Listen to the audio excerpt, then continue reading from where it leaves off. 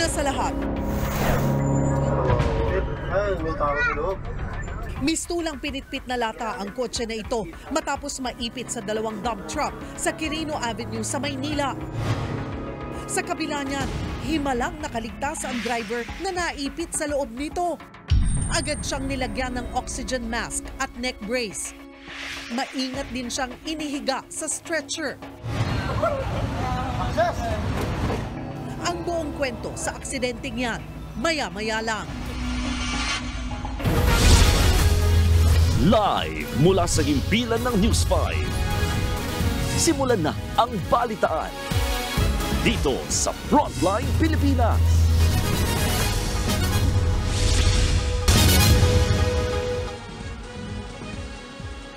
Magandang gabi Pilipinas, ika-19 na araw ng Enero taong 2024. Kasama ang buong puwersa ng News 5. Narito na ang mga frontline na balita. Senator Jingo Estrada absuelto sa kasong pandarambong kaugnay ng pork barrel scam. Pero hinatulang guilty sa mga kaso ng panunuhol. I did not steal any money. I did not receive any money. Live ang sitwasyon ng trapiko sa North Luzon Expressway ngayong Biyernes na sinabayan pa ng Coldplay concert. Bilang ng mga nasawi sa landslide sa Davao de Oro, umakyat na sa 10. Isa ang hinahanap pa rin. Habang sa Davao Oriental, isang bahay tinangay ng baha.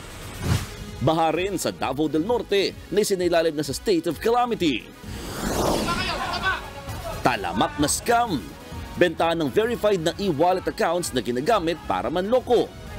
At travel agency na libo-libo ang sinisingil, yun pala, bogus. Sawa, nais patang nakalambitin sa poste ng kuryente sa Kalasyaw, Pangasinan. Dahil dyan, nagka-traffic. Silipin ang mga paghahanda para sa taunang Sinulog Festival sa Cebu. Pero ano nga bang pinagmulan ng pestang yan? Dagdag kay alaman yan. At Ambush! walang bibitiw sa mga kapanapanabik na eksena sa Pira-Pirasong Paraiso, pati na rin sa mas tumitinding senior high.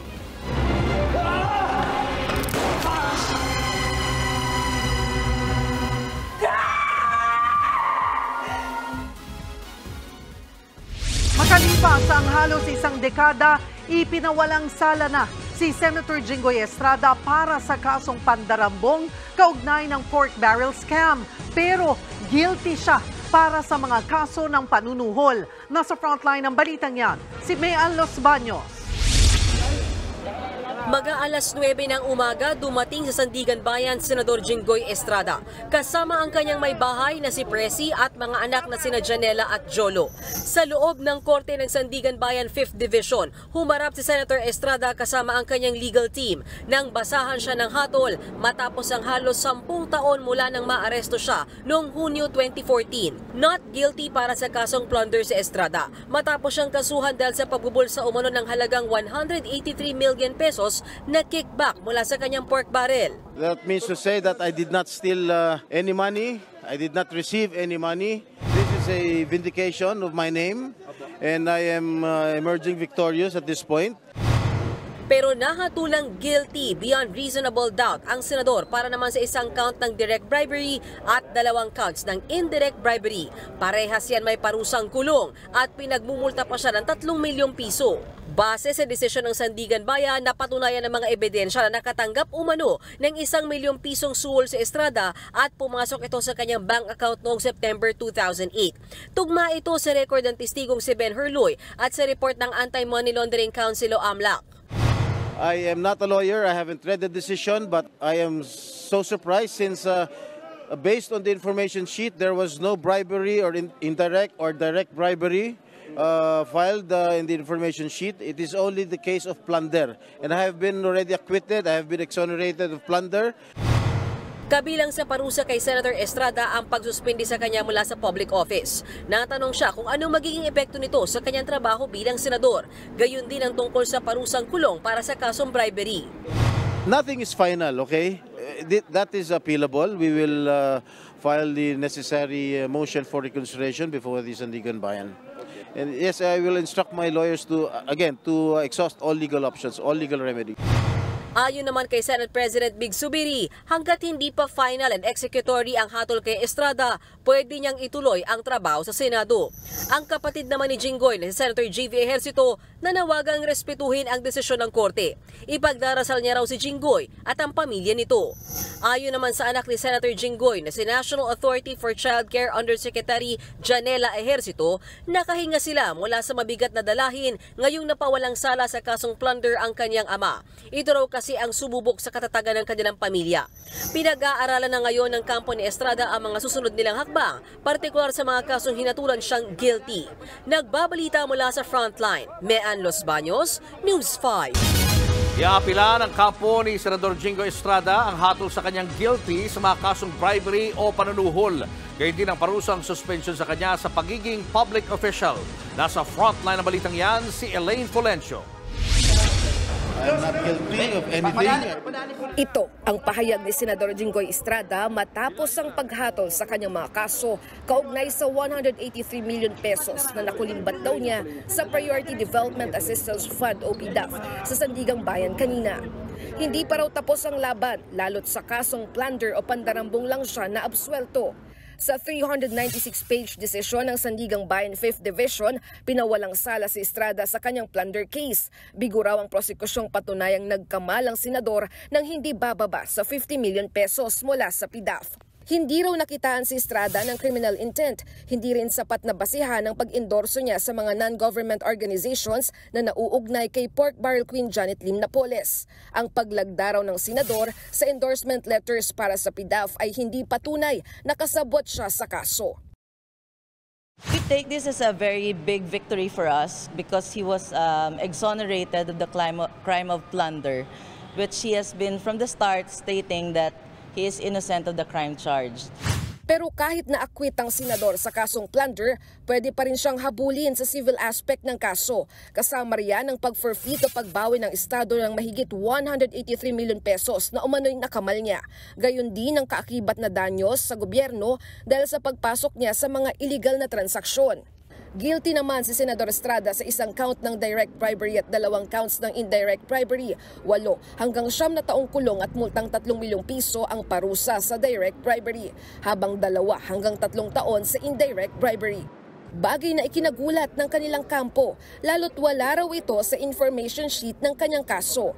We don't know also the basis kung paano nagkaroon ng bribery because none of the witnesses stated that they have seen or that they gave him money or cash or any consideration. None of the witnesses stated that he received any money or considerations. Sa direct bribery, naging basihan ng pagtanggap ni Estrada ng 1 milyong piso noong September 2008 na idineposito sa kanyang bank account. Tugma ito sa report ng Anti-Money Laundering Council. Bilang senador na may PDAF, si Estrada raw ang may full control sa paglalabas ng pera at pagpili ng mga proyektong popondohan. Hindi anila krimen ito, pero kung hindi raw inendorso ni Estrada ang mga NGO ni Napoles, hindi matutuloy ang implementasyon ng mga proyekto na nasangkot sa scam. Paliwanag naman ng Sandigang Bayan sa desisyong guilty sa indirect bribery si Estrada, tumanggap daw ang senador ng 1.5 million pesos mula kay Napoles sa pamamagitan ng socialite na si Ruby Tuason bago pa ang 2008. Panahon niya na wala pang kasunduan ng senador at si Napoles hinggil sa paggastos sa PDAF. Pero dahil tinanggap daw ni Estrada ang pera at itinabi pa ito, maituturing ng indirect bribery. Walang pag-aalinlangan pa raw tinanggap ito ni Estrada at nagpasalamat pa siya kay Tuason sa ibinigay na pera.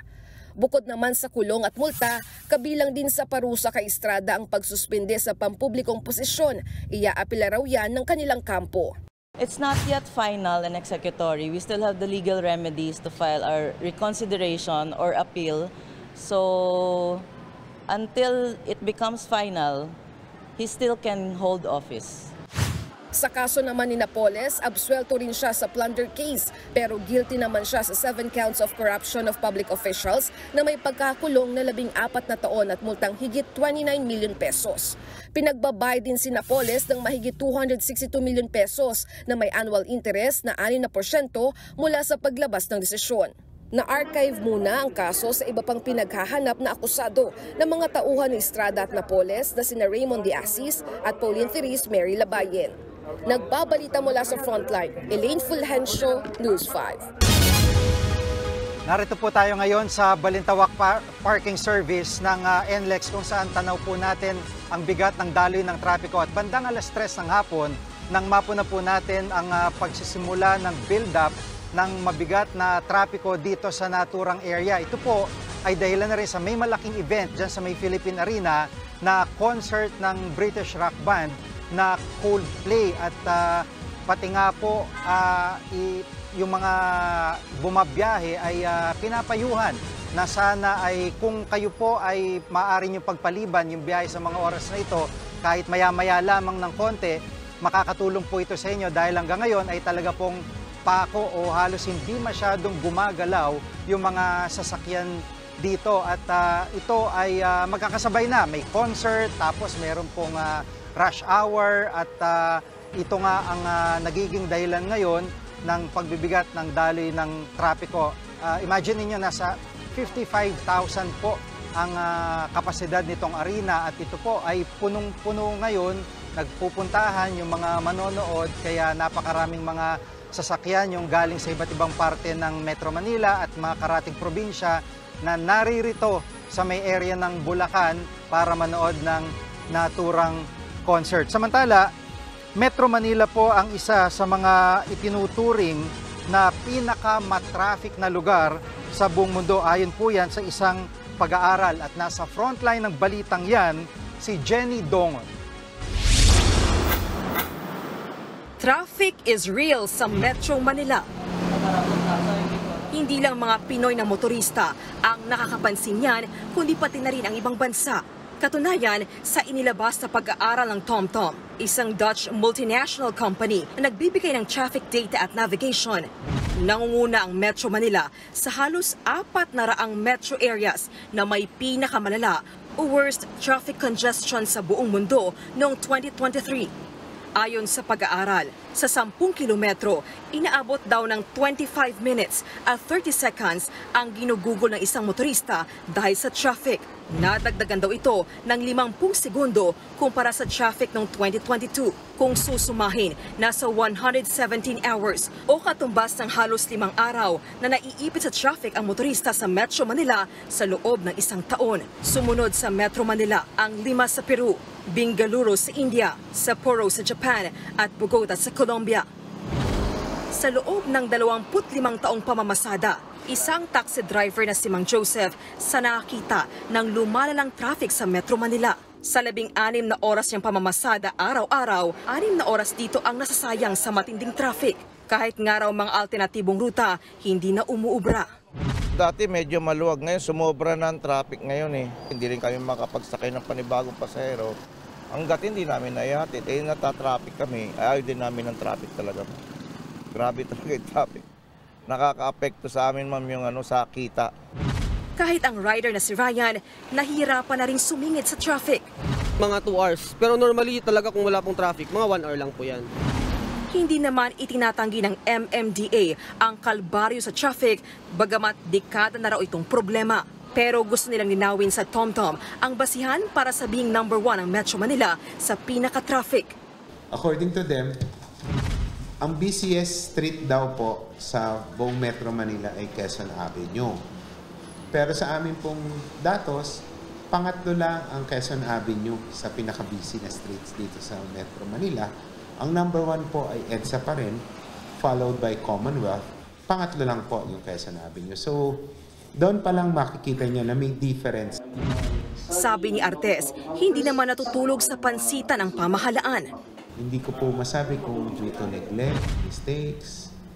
Ang importante po ay ito ay inaaral ng kasalukuyang administrasyon. Pinaka-nakakaapekto raw sa traffic ang dami ng mga sasakyan na taon-taon ding dumarami, lalo sa EDSA. Nakakalala pa ang mga aksidente at kadalasang road projects. Pangmatagalang solusyon ng MMDA ang mga infrastructure project. Nagbabalita mula sa Frontline. Jenny Dongon, News 5. Wasak na wasak ang kotseng naipit sa gitna ng dalawang truck sa Quirino Avenue sa Maynila. Nakunan pa ng video ang aktwal na pagsagip sa driver ng kotse.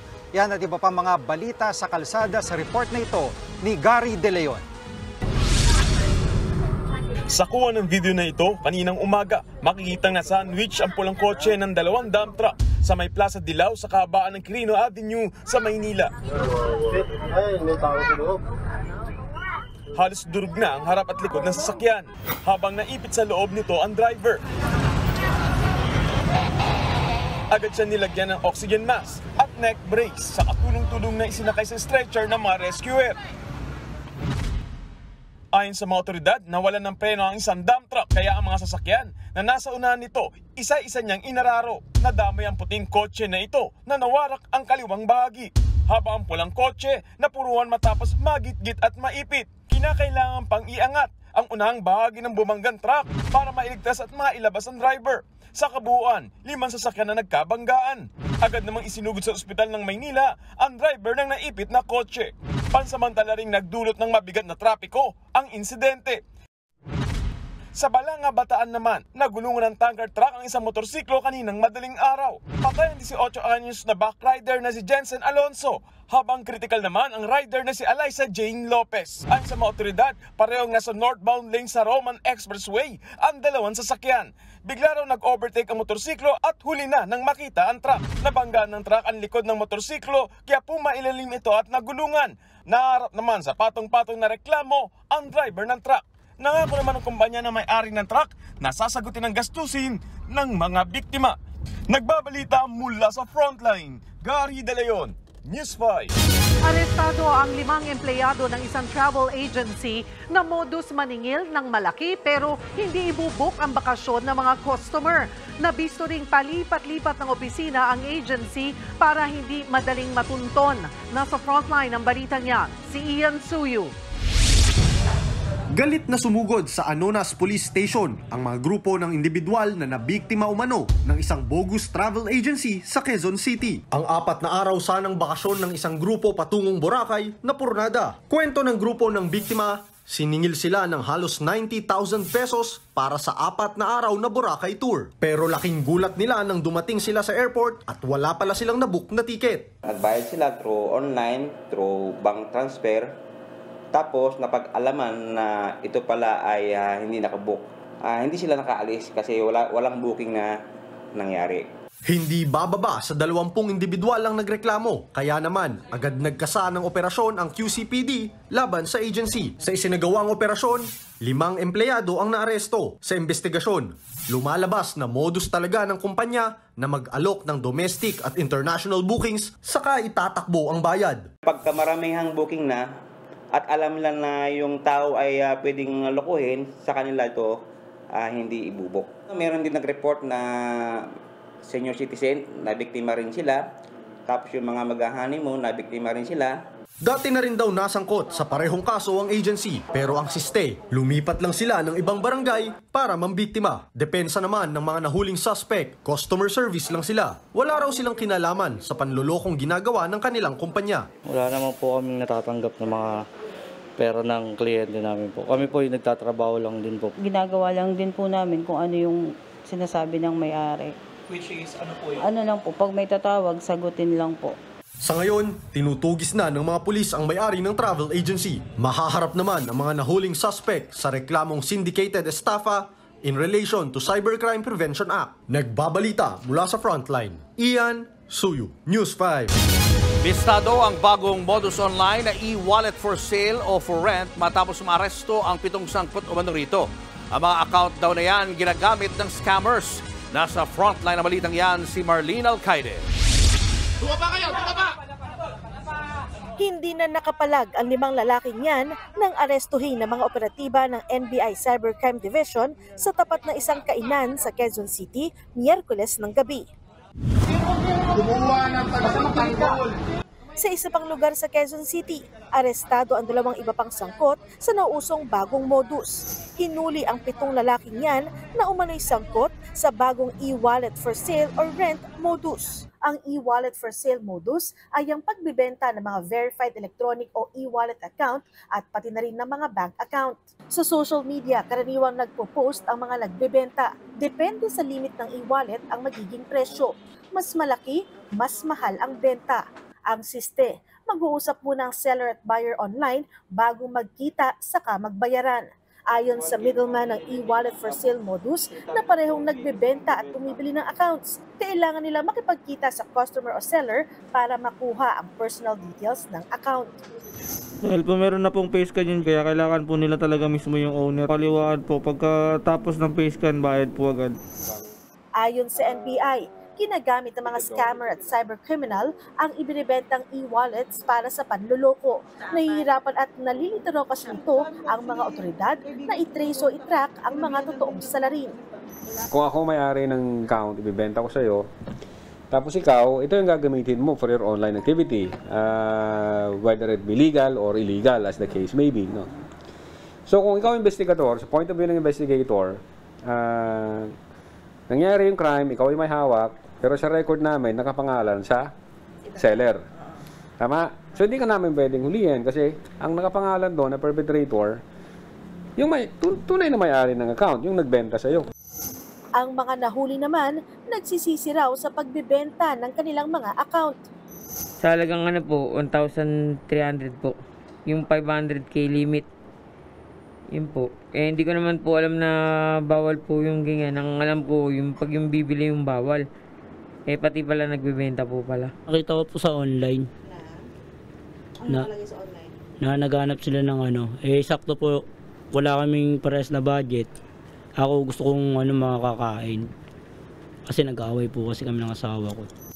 Sa tala ng NBI, halos 200% ang itinaas ng bilang ng cybercrime cases sa Pilipinas noong 2023. Kaya umaasa silang ipapasa na ang Senate Bill 2039 o ang panukalang batas na nagpaparusa sa mga gumagamit ng mga e-wallet at bank account para makapanloko.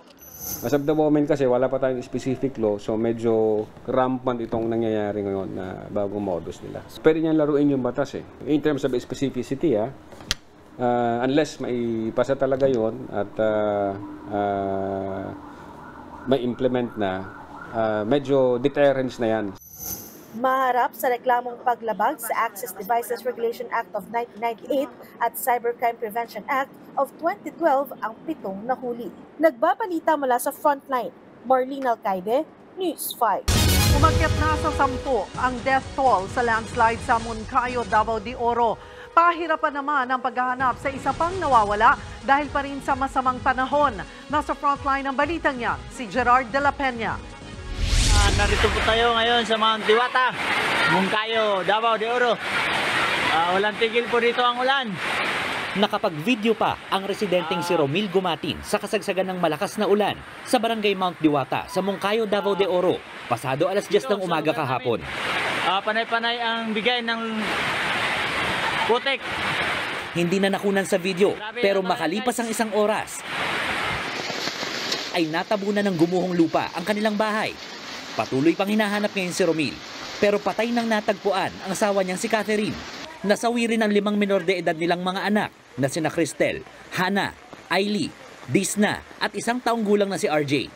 Nadamay din ang kanilang kapitbahay na si Marjorie Nenaria. Kwento ng asawa ni Marjorie, may Bible study noon sa bahay ni Romil nang gumuho ang lupa. Kasali ang aking asawa kasi siya ang leader sa kanilang prayer meeting. Miyembro kasi ng aming simbahan ng aking asawa at yung mga nasawi. Kritikal naman ang 1 taong gulang na si Baby Amara at nagpapagaling pa sa ospital. Naantala ang search operations bandang alas 3 kahapon. Sa pagpapatuloy nito kanina, 3 sa mga biktima ang wala ng buhay nang natagpuan. Kinilala silang sina Agnes Bitoon, Elvera Saldua at Richel Reboldad. Labis ang hinagpis ng kanilang mga kaanak. Muling itinigil ang operasyon kanina dahil na rin sa delikadong sitwasyon. weather condition is very challenging given the fact na yung lupa is gumagalaw pa rin.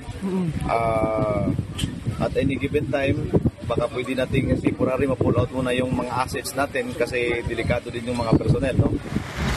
Bukas ipagpapatuloy ang paghahanap sa nawawala pa rin si Romil. Hindi na pinababalik sa lugar ang iba pang residenteng dating nakatira sa lugar at hahanapan na lang na ibang matitirhan. Nagbabalita mula sa Frontline, Gerard de la Peña, News 5. Nagdeklara na ng state of calamity ang Davao del Norte dahil sa matinding baha sa probinsya. Lumog din sa tubig ang ilan pang kalapit na probinsya. Nasa Frontline ng balitang yan si Justine Punsalang.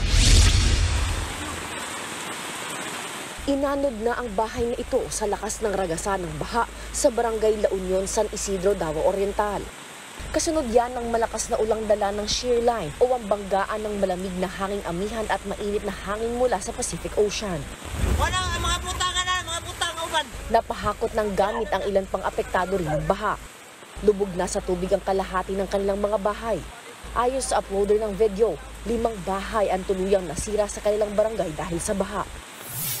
Sa bayan naman ng Caraga, Davao Oriental, kinailangan ng gumamit ng lubid sa pag-rescue sa ilang stranded na residente. Todo kapit ang mga rescuer at evacuee para matawid ang mataas na baha. May ilang barangay na raw na hindi maabot at nawalan pa ng linya ng komunikasyon. Higit 150 residente rin ang kinailangang sayipin sa 4 na barangay sa Governor Generoso, Davao Oriental. Gumamit na ng rubber boat ang mga rescuer para maabot ang mga binahang barangay. Sa kuhang ito mula sa himpapawid sa bayan ng Carmen sa Davao del Norte, lubog na sa tubig ang ilang bahay at gusali. Halos isang lane na lang din ng kalsada ang makikita. Nagdeklara na ng state of calamity ang Davao del Norte. Sa datos ng kanilang Disaster Risk Reduction and Management Council, 2 lungsod at 6 na bayan na apektado ng baha. Kabilang dyan ang Tagum at Panabo City at mga bayan ng Asunsyon at B.E. Duhali. Binaharin ang mga bayan ng Kapalong, New Corelia at Santo Tomas. Higit 240,000 residente na ang apektado ng baha sa probinsya. Nagbabalita mula sa Frontline, Justine Punsalang, News 5. Magpapatuloy ang maulang panahon sa ilang bahagi ng bansa hanggang bukas. Bahagyang makulimlim ang panahon na may pulupulong ulan sa Cagayan Valley, Cordillera at Ilocos regions. Malaki rin ang tsansa ng pag-ulan sa Metro Manila at iba pang bahagi ng bansa. Pinag-iingat naman ng Pag-asa sa mga pagbaha ang mga taga-Northern Mindanao, Davao Region at Soc-Sargen. Gayon din ang Caraga at Bangsamoro Region. Ang mga pagulang ito, epekto pa rin ng shear line o salubungan ng malamig na hanging amihan at easterlies o mainit na hangin mula Pacific Ocean. Susunod, pangangalap ng pirma para sa People's Initiative, pinuna ni Vice President Sara Duterte. Tinawag niya na pananamantala raw sa mga mahihirap. Mahigit 1,000 ruta ng mga jeep sa buong bansa mawawala na simula Pebrero. Pero LTFRB, kumpiyansang hindi ito magdudulot ng krisis sa transportasyon. Ang paparehistro ng mga e-bike tinutulak ng Land Transportation Office sa gitna ng dumaraming aksidente na sangkot ang mga e-bike. At tickets na ibinebenta para sa Eras Tour concert ni Taylor Swift sa Singapore madadagdagan. Abangan ang lahat ng yan sa pagbabalik ng Frontline Pilipinas.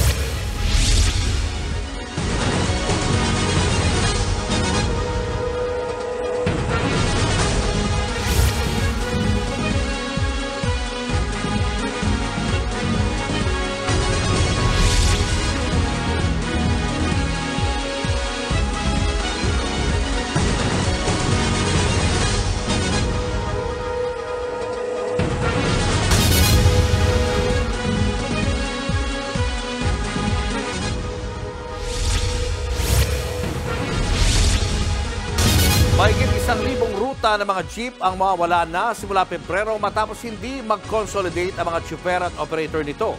Sa kabila niyan, muling tiniyak ng LTFRB na hindi magkakaroon ng transport crisis sa bansa. Nasa frontline na balitang yan si Gerard de la Peña. Daan-daang jeep ang dumadaan sa Cubao, Quezon City araw-araw. Pero pagdating ng February 1, mawawala na ang karamihan sa mga yan. Base sa listahan ng LTFRB, 15 ruta sa Cubao ang mawawala dahil wala sa mga ito ang bumuo at sumali sa kooperatiba. Kabilang dyan ang mga biyahe papuntang Quiapo, Recto, Stop and Shop at iba pang bahagi ng Maynila at Quezon City. Parte ang mga ito na mahigit 1,700 ruta sa buong bansa na hindi nag-consolidate alinsunod sa PUV Modernization Program. Sa kabila niyan, kumpiyansa ang LTFRB na hindi magkakaroon ng krisis sa transportasyon. Wala po kami napipintong krisis dahil po yung mga rutang yon na nabakantihan po, may mga handang mga iba-ibang modes of public transport. Dagdag pa ng LTFRB, karamihan sa mawawalang ruta ay bahagi ng mas mahahabang ruta. Kaya kung tutuusin, nagdodoble-doble lang ang biyahe ng jeep sa ilang lugar. Most of these are what we call short distance routes. Yung ganun ho ka-fragmented ang public transport system ho natin noong nakaraan. Yun hong mga short distance routes po na wala hong nag-consolidate. Meron hong longer distance routes na maaari hong sumalo po sa kanila. Kahit mawala ang ilang mga ruta dito sa Cubao, maaari pa naman daw makasakay sa iba pang modes of transportation ang mga pasahero dito. Nariyan ang mga modern PUV, mga bus at itong LRT Line 2. Si Jessica na nagtitinda sa ilalim ng Cubao Station ng LRT 2 namomroblema na kung paano uuwi sa E. Rodriguez dahil mawawala na ang ruta ng jeep na sinasakyan niya. Mahirap pagkano ng sasakyan sa totoo. Umaasa rin ng LTFRB sa tulong ng mga kooperatiba sa pagmamonitor ng mga rutang magkukulang sa mga bumabiyahing jeep. They could easily inform us din po at katulong namin ho sila para rin ho sa pagmamonitor ng daan. At nag-extend din ho ng tulong ang ating mga kooperatiba kung sakasakali hong yung katabing ruta nila ay nangangailangan ng additional units. They would voluntarily apply for special permits. Nagbabalita mula sa Frontline, Gerard de la Peña, News 5. Ipinasilip ng isang manufacturer sa News 5 ang gawa nilang modern jeep at sa tibay at ganda raw nito ay kayang-kayang makipagsabayan sa gawang abroad at napanatili pa ang itsura. Nasa frontline ng balitang yan, si Jenny Dongon. Agaw pansin sa National Highway sa Batangas ang bagong mukha ng hari ng kalsada. Classic look na jeep pero level up version at gawang Pinoy. Ang driver na si Dondon, formado habang sinasalubong ang mga pasaherong napapawaw sa bagong jeep na minamaneho niya. Pero masarap ang pakinggan mga sinasabi rin. Maliwalas daw ang aking jeep, maganda. Yung po mga narinig ko sa kanila. Mas matibay po rin, sigurado eh. Kahit po ilang taon po abutin ito eh, ganun pa rin ang itsura nito eh. Ay yung pong ban na yun, yung sinasabi nila modern jeep, hindi, baka yun ay mga 3 taon na 5 taon na luma na huyo. Bakit ito? Ay ito ay matibay talaga ho, ito ay solid po talaga, ang Pinoy. Sinamahan namin siya mamasada mula Calamba, Palipa. Kita sa mukha ng mga pasahero ang pagiging komportable pagsakay. Nagulat nga, malaki, parang bus. Electric pan pa. Tsaka malaki, maluang. Pati yung space niya rito. May ilang pasaherong nasanay sa lumang jeep na payuko kung pumasok. Pero di na kailangan yan dahil makakatayo ka na sa loob ng modern jeep na ito. Maganda. Hindi na yuyuko. Dati ba? Dati pa yuyuko pa. Tapos yung ibang mga driver hindi pa nakakababa na andar na agad. Ito maganda. Tapos talagang tuwid kang bumaba. Tuwid kang tumaas, tuwid ka din bababa. Ang astig na bagong jeep na ito, gawa ng Glorious Works sa Laurel, Batangas. Nakilala namin ang may-ari nito na si John Kalinisan. Ayon sa kanya, inaangkat sa Japan ang materyales at makina pero dito sa Batangas binubuo. Automatic ang pinto sa harap, may mga electric fan, 26-seater ang modern jeep. Pwede rin pakabitan ng aircon at CCTV. Hindi raw nila iniba ang classic look ng tradisyonal na jeep. Di katulad sa mga naunang pumapasada na mukhang mga minibus. Pag nakakuha ng jeep, agad masasabi mo Philippines. O bago aalisin nila yung mga jeep. Ano nga yung ilalagay nila? Modern jeep, yung kahong yun. Eh gano'n naman kapangit noon. Kaya nga ang turista napuntalaan dito, nabili ng maliit na jeep, natutuwa sa jeep. Kung sa tibay at ganda, kayang-kaya rin ito makipagsabayan sa gawang abroad. Yun nga, hindi ko alam sa ating gobyerno eh. Kung anong nangyari diyan, talaga naman kayang-kaya. Kahit pa yung kanilang inaangkat na yun, kayang-kayang gawin ng Pinoy eh. Hindi rin daw sakit ng ulo sa baha ang jeep na ito. Dahil ang ilalim niyan, mga stainless. Saka yan, kahit ilusong mo sa dagat doon sa mga nabotas, hindi kakainin ng kalawang dahil stainless nga ang mga ilalim niya. 1.3 hanggang 1.4 million pesos ang presyo nito kada unit. Mas mura sa 2.6 million na modern jeep mula China. Kaya raw nilang makabuo ng isang unit sa loob ng isang buwan. Katunayan, 10 unit na ang nagawa nila at 2 na ang bumabiyahe sa Batangas. Hinihintay na lang ang approval mula sa DOTR kung pasok ang kanilang disenyo sa PUV Modernization Standards. Kung makakapasa, saka sila tatanggap ng mga order para sa mga kooperatiba. Nauna nang sinabi ng DOTR na hindi sila makikialam sa pipiliing manufacturer ng mga kooperatiba para sa modern jeep. Nagbabalita mula sa Frontline, Jenny Dongon, News 5. Kaliwat kanan na ang mga nag-e-bike ngayon. Ang ilan sa kanila nakikipagsabayan pa sa mga malalaking sasakyan. Kaya naman gusto na ng LTO na gawing mandatory ang pagpaparehistro ng mga e-bike. Nasa frontline ng balitang yan, si Camille Samonte.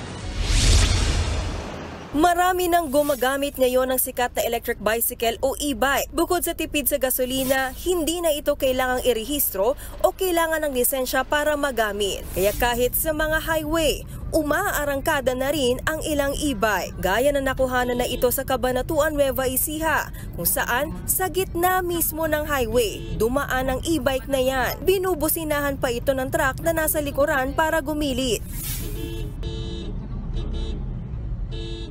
Ang mga tulad niyan ang isa sa mga dahilan kung bakit iminungkahi ng Land Transportation Office o LTO na gawing mandatory ang pagpaparehistro ng e-bike. So we are coming up with a proposal that regardless of the speed of the vehicle, kailangan once you go to the public road, and that is supported, meron naman tayong batas na ganun, kailangan rehistrado sa LTO. Pabor sa mungkahing yan ang ilang nagmamaneho ng mga sasakyan. Tingin mo ba dapat ipa-register na sila sa LTO? Oo, dapat. Bakit? Para magdisiplina din sila kasi bigla na lang liliko-liko eh. Masaway eh. Bisan bigla na lang nasisit. Dami nga lagi nasasagasaan yan eh, nababangga. Sa datos ng Metropolitan Manila Development Authority o MMDA, mahigit 500 ang naitalang aksidente dahil sa e-bike noong 2023. 2 dyan ang may namatay. Nasa 281 naman ang nagdulot ng damage to property, habang 273 naman ang nasugatan matapos maaksidente sa e-bike. Pero kung ang mga e-bike driver ang tatanungin, hindi sila pabor sa pagpaparehistro ng kanilang sasakyan. Dagdag gastos lang daw ito sa kanila. Mahal ng parehistro. Mabigat na sa akin yun eh. Yun lang naman pinagkakakitaan ko, mag-deliver ng food. Huwag na po nila ituloy yung pag-registered po ng e-bike sa LTO kasi po, as a student lang po kasi ako. So, mas napapadali pa po kasi, ito po kasi yung ginagamit ko pag pumapasok po ako ng school. Dito lang naman po ako around sa lugar lang po namin, hindi naman po ako lumalayo. Wala pang mungkahi ang LTO kung magkano ang aabuti ng pagpaparehistro ng e-bike o sa magiging parusa sa mga pasaway na mag-e-bike sa mga pangunahing kalsada. Sa ngayon, may iba't ibang kautosan ang mga lokal na pamahalaan sa paggamit ng e-bike. Kaya kukonsulta raw ang LTO sa mga LGU. Nagbabalita mula sa Frontline, Camille Samonte, News 5. Susunod, mga bayan at lungsod na naghain ng pirma sa COMELEC para sa People's Initiative, mahigit 700 na. PNP Chief Benjamin Acorda Jr. tinawag na unfair o hindi patas ang travel advisory ng Canada kaugnay sa pagpunta sa Pilipinas. At silipin ang live na sitwasyon sa North Luzon Expressway. Yan na di pa sa pagbabalik ng Frontline Pilipinas.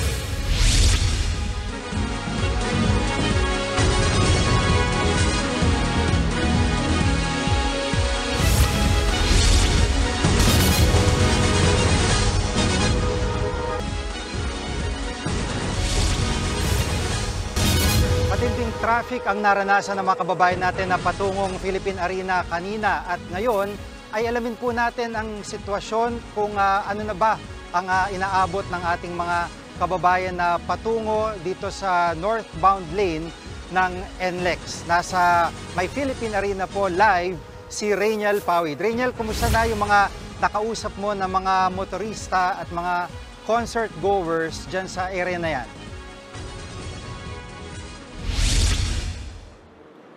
Jiggy, napapabuntong hininga na nga lang yung ilan sa mga biyahero, lalong-lalo na yung mga pauwi sa probinsya para sa weekend. Yung ilan naman sa mga kapatid nating concert goers ay tila deadman na sa traffic basta makita at mapakinggan daw nila ang kanilang paboritong British rock band ngayong gabi.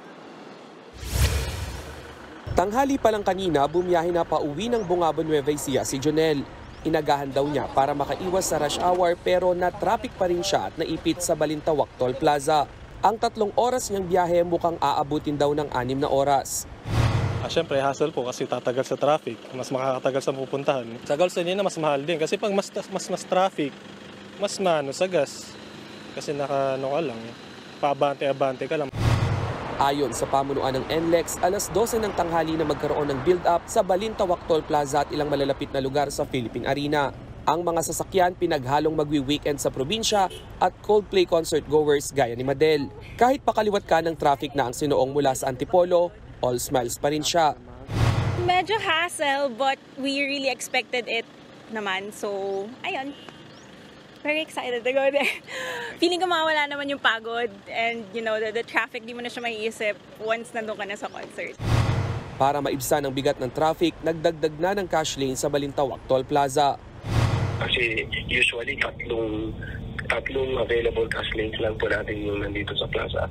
Pero sa ngayon meron po tayong 5. Sa bahagi ng Philippine Arena, masikip na rin ang trapiko. Halos wala ng galaw ang mga sasakyan sa Ciudad de Victoria. Nag-deploy na roon ng NLEX ng 180 dagdag na personnel mula sa parking management hanggang traffic management, papasok at palabas ng Ciudad de Victoria. Pinapayuhan din ang mga motorista na Pabukawi at Santa Maria na gamitin ang alternate routes at lumabas sa Marilao at Tambubong.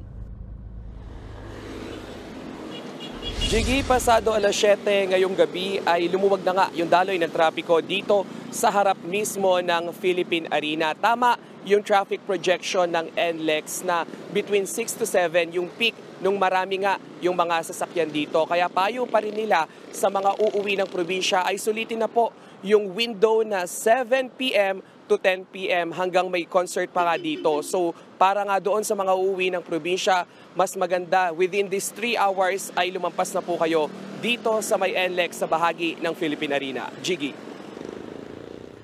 Maraming salamat, Rainiel Pawid.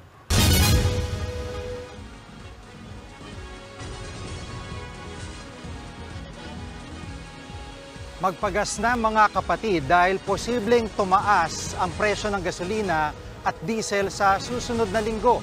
At ayon po sa oil industry sources, ay ito nga po ang isa sa mga maaring karapin next week. Nasa 85 centavos ang posibleng taas presyo sa kada litro ng gasolina. Hanggang 65 centavos naman ang itataas sa presyo ng diesel. Sa kabila niyan, posibleng ang 10 centavos na bawas presyo sa kada litro ng kerosene. Ang paggalaw sa presyo ng produktong petrolyo ay bunsod po ng ilang mga pangyayari sa iba't ibang bahagi ng mundo gaya ng tensyon sa Middle East.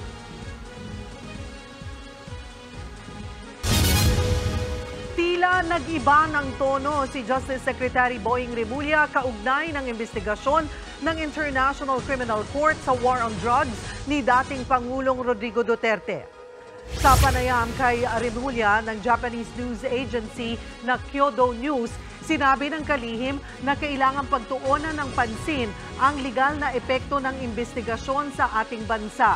Bagay na pwede raw iakyat sa Korte Suprema. Dapat din daw nasunod ng ICC ang tamang pamamaraan sa investigasyon para masigurong iginagalang pa rin ito ang karapatan ng mga Pilipino. Sa kabilang banda, sinabi ni Remulla sa Kyodo News na walang mali sa investigasyon ng ICC kung wala silang iligal na ginagawa. Pero marami raw dapat linawin ang Philippine government at ang ICC kaugnay sa proseso ng kanilang pagkalap ng mga pahayag at ebidensya. Sinisikap ng News 5 na kunin ang panig ni Remulla sa lumabas na report ng Kyodo News. Kinontra ng PNP ang travel advisory ng Canada sa mga pinaiiwasang lugar sa Pilipinas, partikular sa Mindanao. Ayon kay PNP Chief Benjamin Acorda Jr., mas maayos na ang kaayusan at seguridad ng bansa. Pababa na rin daw ang bilang ng mga naitatalang krimen. Mataas din daw ang tiwala ng publiko sa mga pulis ngayon. Katunayan, base raw sa isang global survey, pangatlo ang Pilipinas sa pinakaligtas na puntahan sa Asia. Sa kabila nito, nirerespeto raw ni Acorda ang pananaw ng Canadian government. Magsisimili raw na hamon para panatilihin ang PNP ang peace and order. January 10 nang maglabas ng travel advisory ang Canada sa kanilang mamamayan na iwasan ang higit 20 lugar sa Mindanao dahil sa banta ng terorismo at krimen. I don't agree because it will be unfair not only to the whole country but most especially sa lahat ng mga agencies involved, yung mga law enforcement agencies at saka lalo sa mga kapulisan natin na nagpapakahirap.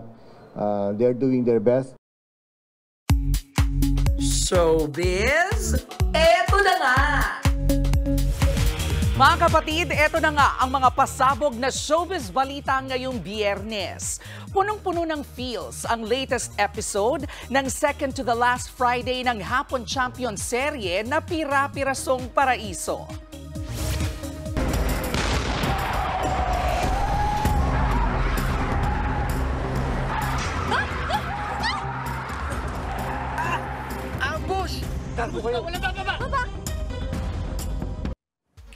Kanina, road to bagong buhay na sana sa ibang bansa ang magkakapatid na Paraiso, played by Charlie Dizon, Alexa Ilacad at Loisa Andalio. Kasama siyempre ang kanilang nahanap na ama na si Daniel na ginagampanan naman ni Gardo Versosa. Yun nga lang, sukdula na ang kasamaan ng tropa ni Crizelda, played by Rosana Roses. Makakatakas pa kaya ang nabuo ng mga Paraiso? Last week na po ng serye sa susunod na linggo. Tutok lang sa Pira-Pirasong Paraiso, Lunes hanggang sa susunod na Biyernes after Eat Bulaga. Eto pa nga, pasabog sa galing at intense na mga eksena ang latest episode ng hit kapatid Dreamscape serye na Senior High.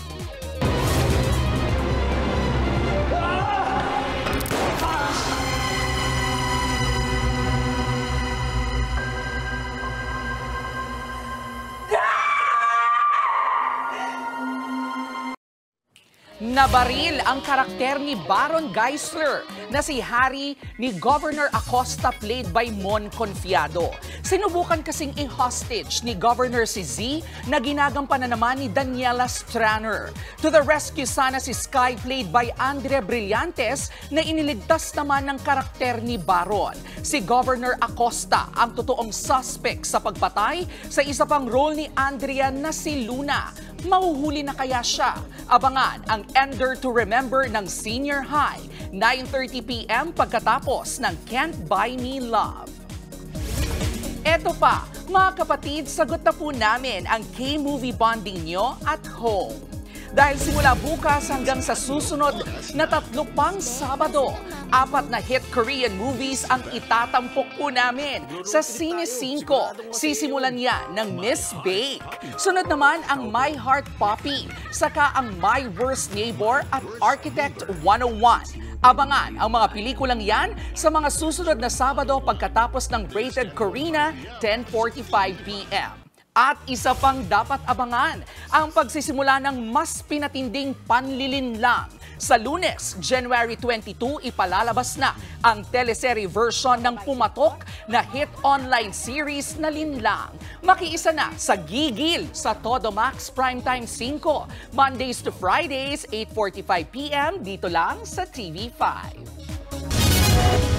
Susunod, Vice President Sara Duterte nagbabala sa publiko na pag-isipan daw ang pagpirma sa People's Initiative para sa charter change. Sinulog Festival, puspusa na rin ang paghahanda. At Pinay fighter gumagawa ng kasaysayan sa Mixed Martial Arts World Championship. Tutok lang mga kapatid, magbabalik pa ang Frontline Pilipinas.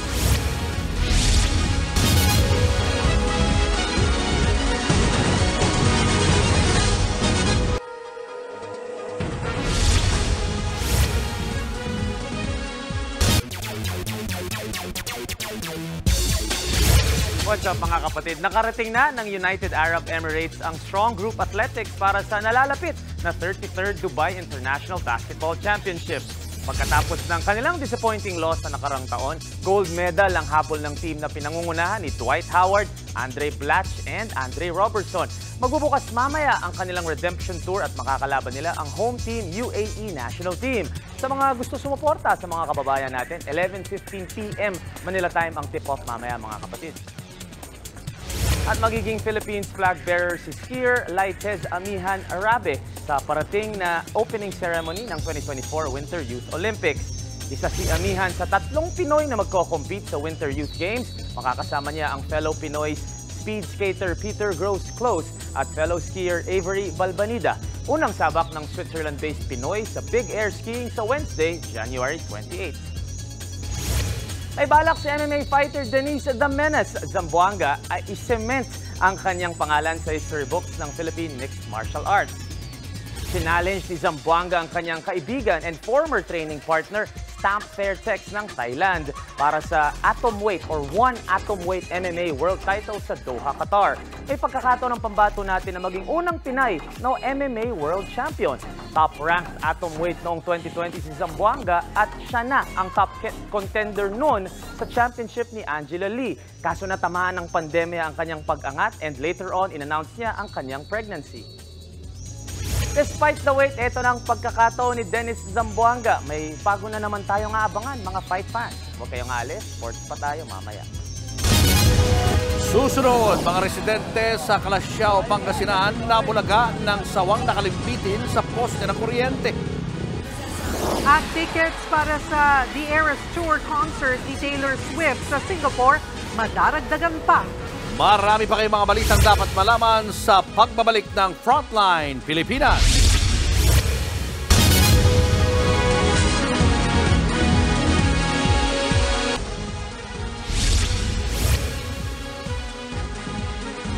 Aabot sa 5 milyon ang inaasahang makikisaya sa Sinulog Festival sa Cebu ngayong weekend. Kaya naman puspusan na ang paghahanda ng mga Cebuano. At live mula sa Cebu City, nasa frontline ng balitang yan, si Laila Pangilinan. Laila, ano-ano ba yung mga dapat abangan ngayong taon sa Sinulog Festival? Cheryl, isa nga sa mga inaasahan o inaabangan ng mga Cebuano at mga turista itong fluvial procession na magaganap bukas ng alas 6 ng umaga. Ang fluvial procession ay bahagi ng Fiesta Senior activity ng simbahan at handa na nga ang barko na sasakyan ng Santo Niño. Pero bago yan, alam nyo ba, kaninang madaling araw, libo-libong mga deboto na ang dumalo sa Walk with Mary procession na sinundan naman ng traslasyon kaninang umaga. Bit-bit ang imahe ng Santo Niño. Libo-libong deboto ang maagang nakiisa sa Walk with Mary sa Cebu City. Isa yan sa mga unang aktibidad ng taunang kapistahan ng Senyor Santo Niño. Ipinrosisyon dyan ang patron ng Cebu, ang Our Lady of Guadalupe, at dinala sa Basilica Minore del Santo Niño kung saan nakaabang ang kanyang anak, ang Holy Child na si Santo Niño. Nagdaos doon ng misa, saka isinagawa ang traslasyon na nilahukan din ng libu-libong deboto. Pero hindi pa yan ang highlight ng pista. Marami pang dapat abangan sa Sabado at Linggo sa Sinulog Festival. Isa na riyan ang Fluvial Parade na gaganapin bukas. Mula sa Rafael Ramos Naval Base sa Lapu-Lapu City, isasakay ang imahe ng Santo Niño sa passenger ro-ro vessel na siyang magsisilbing galyon ngayong taon sa reenactment ng pagdating ni Ferdinand Magellan sa Cebu.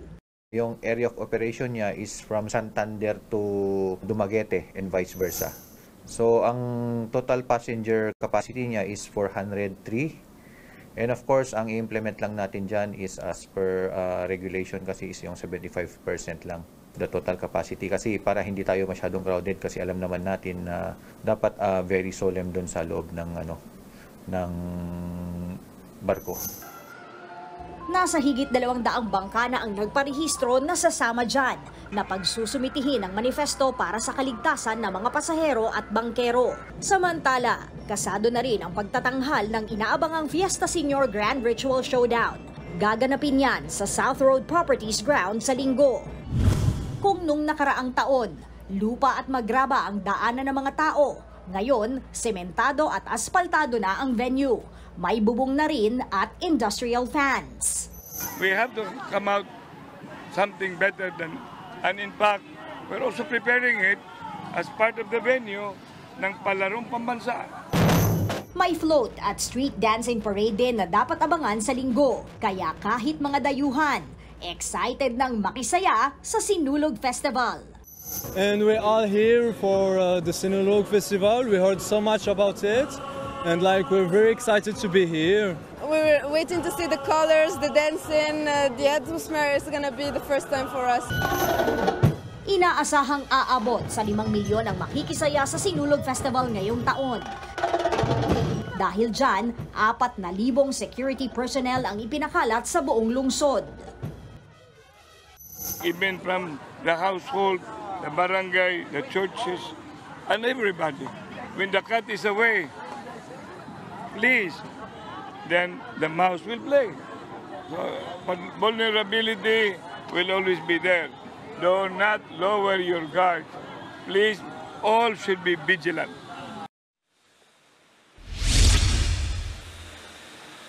Cheryl, para masiguro na may matutuluyan naman ang mga deboto, binuksan kaninang umaga ang Devotee City kung saan 30 container van ang maaaring tuluyan ng mga mula sa malalayong probinsya o kaya naman sa mga malalayong lugar ng Cebu City ng libre. Kada container van, kasya ang 30 katao. Meron ditong 24-hour security, liguan at lutuan para naman komportable ang mga nagdedebosyon sa Santo Niño.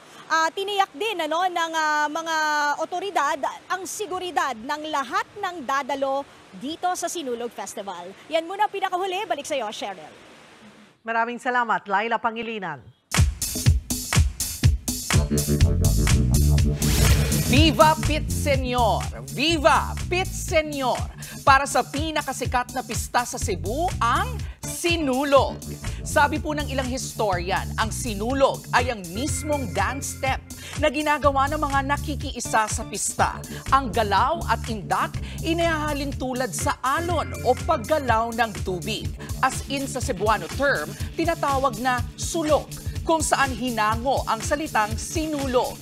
Ang masayang sayawan na ito para pa rin ipagdiwang at ipamalas ang debosyon ng mga debotong Cebuano para sa Senyor Santo Niño. Ayon po sa mga ilang historical account, ang dance step na ito mula pa noong 1500s. Ang may sakit na tagapayo ni Ra Humabon na si Baladhay na abutang nagsasasayaw matapos umanong pagalingin ng imahe ng Santo Niño. At hanggang sa ngayon, patuloy pa rin itong inaalala bilang bahagi ng kultura at kasaysayan ng Cebu. Tauna na nga itong ginugunita sa pagdiriwang natin ng Sinulog kung saan bidang-bida ang matinding debosyon at pananampalataya nating mga Kristiyano. Maganda itong halimbawa na tulad ng Kay Alaman, ang pagbibigay halaga natin sa ating kasaysayan ay Kay Yamanan. Kay? Okay. Showbiz, eto na nga!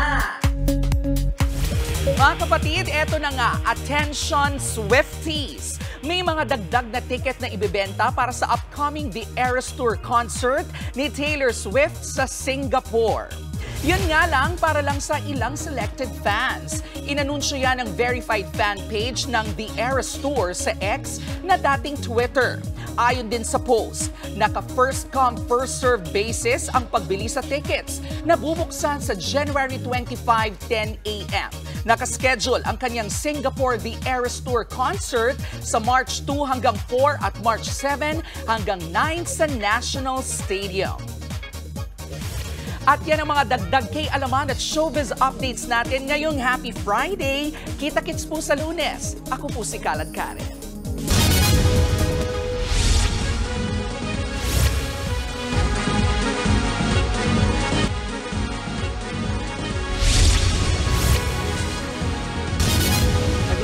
sa poste ng kuryente ang siyam na talampakang sawa sa May Kalasyaw, Pangasinan. Kaya naman ang mga residente nataranta.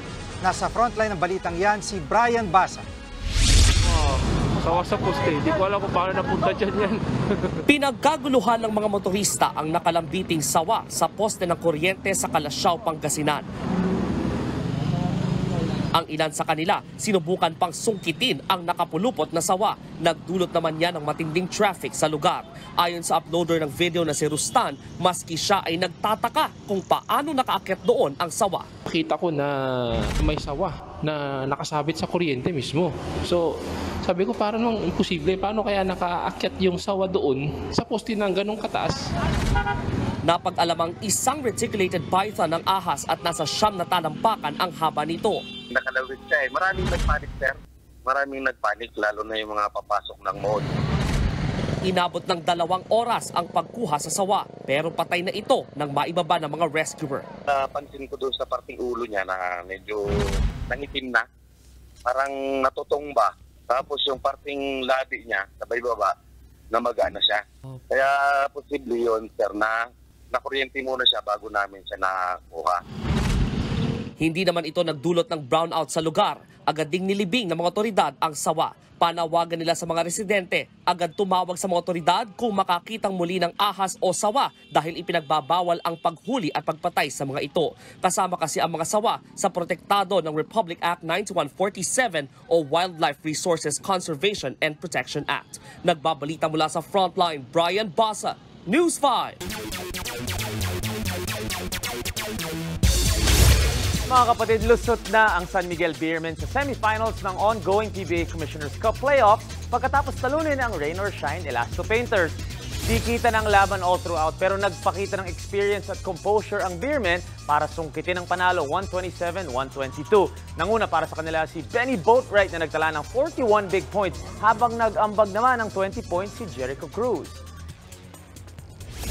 Makakatapat ng kupunan ni Coach George Gallen sa Final Four ang mananalo sa laban mamaya ng Ginebra San Miguel Gin Kings at Northport Batang Pier. At yan ang mga pandiin ng sports news today. It's your sports Tito Mike Reyes. Peace and love.